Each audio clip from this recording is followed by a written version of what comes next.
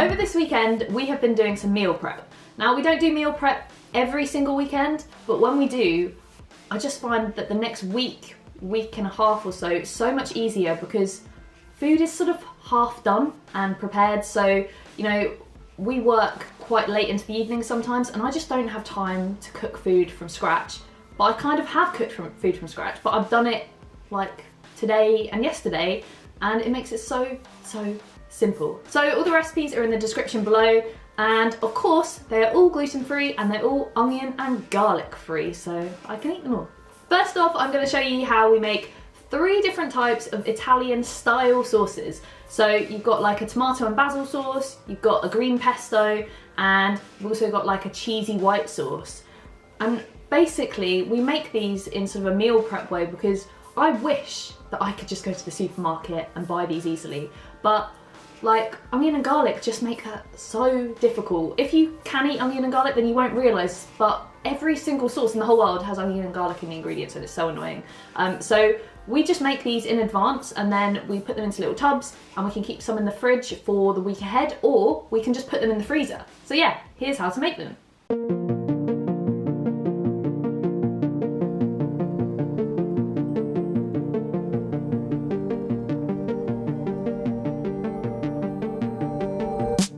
Okay, so for my pesto, I have got some pine nuts. I haven't toasted these are just as they are. I've got some parmesan, I've got some fresh basil, a lot of fresh basil. You'll need a lot, it's ridiculous how much. And also some garlic-infused olive oil. I think most recipes just say to use regular olive oil, but for me, because I can't have garlic, I just use garlic-infused, and it makes it really nice and flavoursome. And literally, it's just all about putting this, and this in here, using the stick blender, and it's literally done. So I'm gonna do that now. So literally that's what I'm doing. Put them all in a bowl and blitzing it. And I like recipes like this because it really is that simple. There's not a huge amount of like measuring, like really you can just shove a load of basil in. Just shove as much as you can. Like with this, I shoved half the basil in and thought it was just too much, but then when you blitz it with the stick blender, it breaks down, and then you can add a little bit more because as you can see, it's a little sort of runny.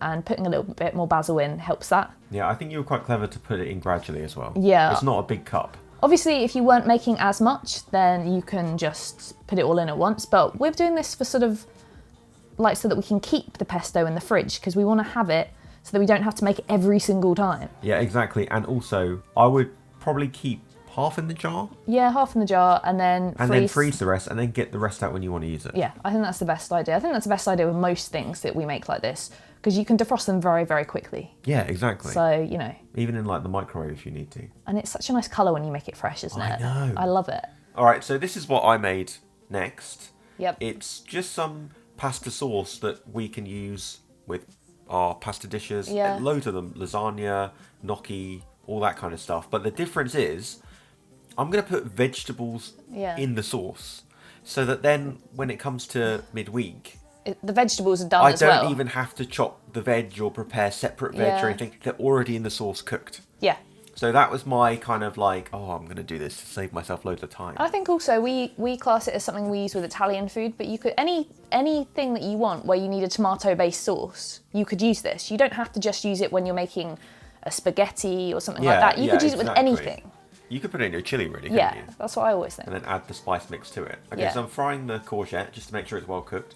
4 tins of chopped tomatoes. Yeah, so that shows just how much we're using. It will be easy to have for 4 different meals. So that's dried basil, bit of pepper, some salt, a little bit, that's a tablespoon of sugar, which goes a long way in 4 tins of tomatoes. Chives, loads of chives. Yeah. And this will actually make 4 meals worth of and when we say sauce. 4 meals, 4 big meals. 4 meals for us, but probably with a bit of leftovers on each. So you could, if you're making it just for some lunches, you probably make like even 4 more than that. Yeah, you know what I mean? You can have extra. Yeah. That's 4 jars for 2 people. Yeah. So and the jars are quite big. Yeah. So I actually you'd think I'd just whack these in the fridge, but I froze these. Yep. And then when I came to want to use them, I just put them in the microwave, really low setting for about 6 minutes on the lowest heat. It's kind of like how when you defrost, if you make soup, which we'll show soon. Oh, spoiler alert. Yeah, you can do that as well. It's the same concept, defrosting a tomato sauce as when you defrost soup. yeah, and there you go. And we've made stuff like turkey meatballs. Ooh, stop That's it. perfect. And our smoky bacon gnocchi. Oh. And so much less prep to do. Oh, and here's the third Italian style sauce. It's the bechamel white cheesy sauce. But you made this randomly when I was out having my nails done. Yeah, I just felt like that I want to get a head start. Yeah. I'm sorry for the camera looking like it's a disco. Yeah. It just went crazy for some reason. But you melt your butter, put gluten-free flour in, and then I gradually put half my milk in and then the other half later. Then you just let it reduce. Yeah. That's So it. you make a white sauce slightly differently to me, don't you? Because I do it all in one, whereas you do it like this. But I think when you're using this much, when you're making it in bulk, I think it's good to make it not potentially all in one and do it gradually like you have. Yes, but what I do like you is I put in mustard. Yes. And I put in cheese as well. Mustard and cheese, yeah. They're both... And some black pepper. Well, that's kind of essential, but the mustard and the Yeah. cheese. I think that's what Always cheese, but mustard as well. So there you go. They'll go in the freezer as well. Crazy how much... We actually do have a second freezer. Yeah, we cleared our freezer out recently. We cleared our freezer, loads of extra space, and it's just so useful. So we have made, that's another tuna dish. It's tuna pasta bake. We love our tuna. But very, very different to the pesto And one. the lasagna. And my vegetable lasagna also made using white sauce. That lasagna was great. I think we've shown that in a previous video, haven't we? Yes, we have. Now I'm going to show you some batch cooking, and I'm going to be making 2 meals at the very same time. So I'm going to be making my chili con carne and my carrot and coriander soup, which both are on the blog. And doing them at the same time obviously is, well, you could say it's a lot of work, but it really, really isn't. You'll see in a minute. It actually makes things a lot easier. And rather than, you know, what I've shown you already, making sauces, where you still do have to do part of the cooking still, with these, I just make the entire meal pretty much, and then I can put it in some boxes and put it either in the fridge or in the freezer, and it's like completely done. I mean, just get some toast for your soup and just a little bit of rice for your chili or whatever. But other than that, the bulk of the meal is done, which makes it so useful when you literally can't be bothered. Or for instance, like if Mark has gone out and I don't really want to cook just for myself, I can just get a chili con carne or get some soup out and just have it, and I don't really have to bother, which is really nice. So here is how I make them. Okay, so turkey chili. Yes, one of my favourites actually. Yes, which you can make with beef, any sort of meat. Oh, and the carrot and coriander soup. I forget, we are doing these, well, I did these both at the same time, and it's just crazy. Yeah, well, you think that, but it was actually so much more simple. So firstly, I started on the soup. So I peeled some carrots. And this is double the volume of soup we normally make, Yeah, right? so I had quite a lot of carrots there as well, and some potatoes. I only had small potatoes, which was kind of annoying, because then it meant I had to peel loads. Of soup, I always like bigger potatoes because it's just easier. Yeah. And then I chopped them all. You don't need to chop them too small or too thin, because you're going to cook them for ages in the stock. So I just put them into the saucepan with a little bit of oil and just sort of let them fry for a little bit. If you don't have time to do this or can't be bothered, it doesn't really matter that much, but I do it. Then I've got some stock that is gluten-free and low FODMAP stock. And then I just obviously make into stock. You went through a lot of stock. I did during this bit. Yeah, so because I was doing it in bulk, it wasn't just 500 ml of stock like I would usually do. It was a litre. So it seems like a lot, but it was for a lot of soup. So then I just chopped up a lot of coriander.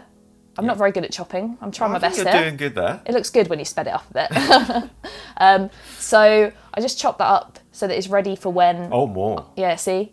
So then it's ready for when the soup is like all reduced and I can just sort of blend it in as well. That's the good thing about doing these at the same time, because you can just leave this on. Yeah, so as you can see, my soup's going, but I'm actually starting my chili. So I chopped some courgette, and then I made my sort of chili con carne paste, which is oregano, some cumin, then I put some asafoetida and some chili paste, and then some tomato puree, which I put in at this point just to make it more of a paste, so that it's easier to put into the chili when I'm ready to put it in.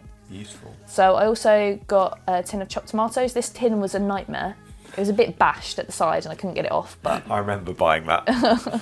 And then some turkey mince, which I always use the thigh mince. Put that in there with the courgette once it is sort of cooked down a bit, because I need my courgette to be nicely cooked. And I see your soup bubbling nicely still. I wasn't really paying attention to the soup, which is great. You don't have to pay attention to it. You just know it's cooking away. And then, so more stock. yeah, so I did this now because these are the 3 other aspects that I'm going to add in a second after my turkey is browned. So my turkey's all brown now, then I add my tin of chopped tomatoes, and then I add my chili con carne paste that I made, my homemade one, and sort of let that cook in. And then the final thing that I need to add is my stock, and it's very liquidy at this point, but you just let it reduce down at the same time as my soup is cooking. So it's just like all go. I could just go and sit in. Yeah, so actually you've got 2 meals cooking and you don't need to do anything. No, I've just sat down. That's crazy. So I just need to keep checking when my soup, all the ingredients are done, like soft, then I can add in my chopped coriander, and then I just use a stick blender to blitz it all. You could use any sort of food processor or anything, but a stick blender is cheap, easy to wash up. So just make sure all the bits are blended. Yes, because I don't really want lumps in this soup, but you can if you want. And then just a bit of seasoning, and then I'm just going to literally let that cool down. It's lovely and glossy, isn't it? Yeah, that's the thing with meal prep stuff. You have to wait for it to cool down. Yes. You can't just bung it in the Yes, box. you need a bit of time.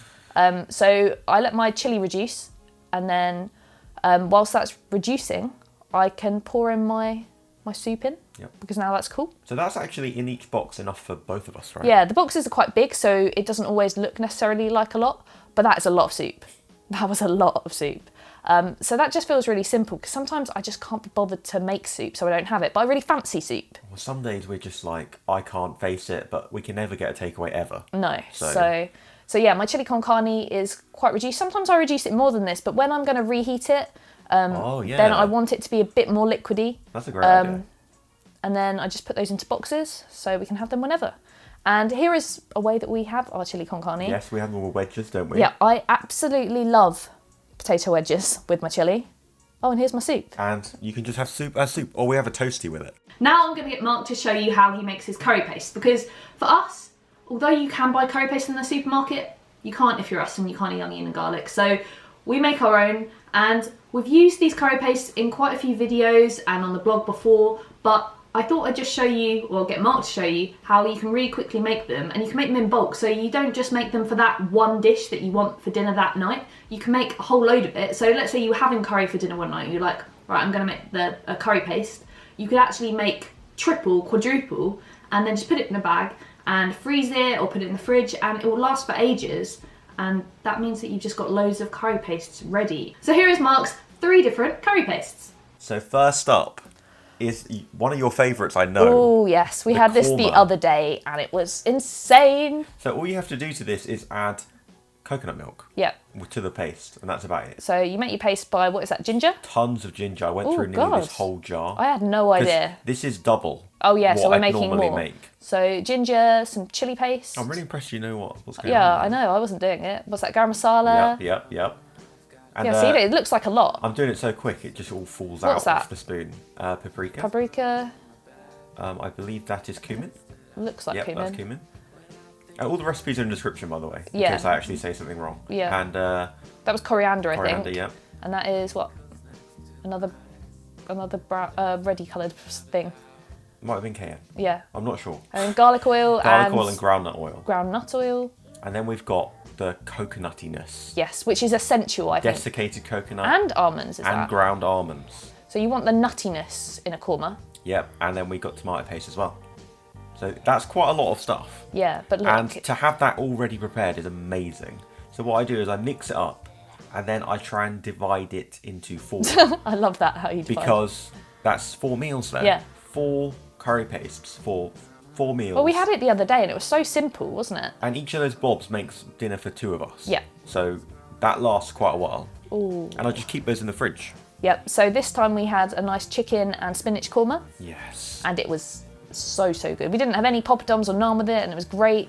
And the next curry paste I'm going to make is Yep. my Thai red curry paste. This was very good as well. Oh, we've made some good meals with this in the Yes. past. Like, so good. And this is quite different because it's not an Indian style paste. Yeah. So just get all my stuff out. I can see lemongrass, chili paste, cumin, Ginger. palm sugar. So we start with ginger again. Pretty much the same amount. Then chili paste. Which you're trying to get. I finished that tube. Had to get the jar out. Yep. A different colour, but It's still pretty the same much thing. pretty much the same. So that's lemongrass. Lemongrass doesn't look nice, does it? No. I love using these pastes though, because then I don't need to use a food processor or anything. I'm literally just Yeah, they are mixing all really this useful together. actually. So there's my cumin. Yep. And then I believe I go fish. Oh no, coriander, ground coriander. Use that a lot in my curries. I think I might need to buy a new one. Yeah, I never use it. Then my garlic oil, because Yep. we can't put actual minced garlic in our food. Nope.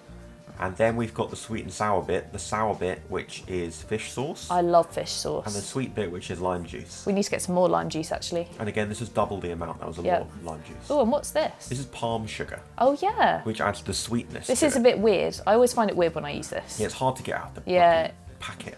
But there you go. Doesn't- This is quite wet, this one. Yeah, it doesn't look... Well, actually, now that you're mixing it together, it does look quite nice. I thought that looked nice. And then when I put it in a lunchbox, because I'd run out of little ones, I thought, this looks awful. But Yeah. I assure you, tastes great. Smells I great. can guarantee it tastes great too. It's kind of sweet and sour and spicy. Yeah. And all you have to do to that is add coconut milk. Yep. And then That's you it. can have it like this with our aubergine and chicken curry. Oh, my last curry paste is the TIKKA masala curry paste. Oh yeah. A bit similar to the korma, Yep. but actually quite different when you think about it. Well, I guess it's not so nutty. No, right? it's not got the coconut element, it's not got the ground almonds element. It's more and- tomatoey. Yeah, and instead of adding just coconut milk, you add coconut milk and chopped tomatoes Yep. to it. So again, we start with the minced ginger paste, my garlic oil, and then we've got loads of spices waiting there. But I need a lot of tomato paste. This is more of a tomatoey You spilt some. curry. Yeah, that's quite deceptive because a couple of those blobs are in the bowl. No, I can see one that isn't. So that's smoked paprika, Yep. a lot. Hence why it's really nice and red coloured. Yep. Then we've got some turmeric. Oh, I didn't know that. That makes both of those make it such an amazing colour. Yep. So then we have got What's that? Is it the ground coriander again? Yeah, it is. Yeah. And then we've got cumin. Wonderful. And last but not least, we have Some curry powder. Curry powder. And this is low FODMAP. It's got no onion or garlic in it. Nope. It's the Korma one from Sainsbury's. yes, and that's actually quite easy to find. Yeah, very easy. So there you go, mixed up again. And I'm running very low on lunch boxes by this point. I have to just bung it all in one. But then I'm still going to try and divide it up. I love that you call it lunch boxes when it's just like Tupperware. People I won't used, know to, what... I used to have my lunch from one of those. Did you? Every day as a kid. Oh. Packed lunches for life. Well, maybe not for life. And that is it. And what did you make here? This is my homegrown aubergines with chicken. Yum, yum. So if you want to watch us make our dinners for the week, then click over to the left. And if you'd like to watch some grocery hauls, then click to the right. And I will see you in the next video.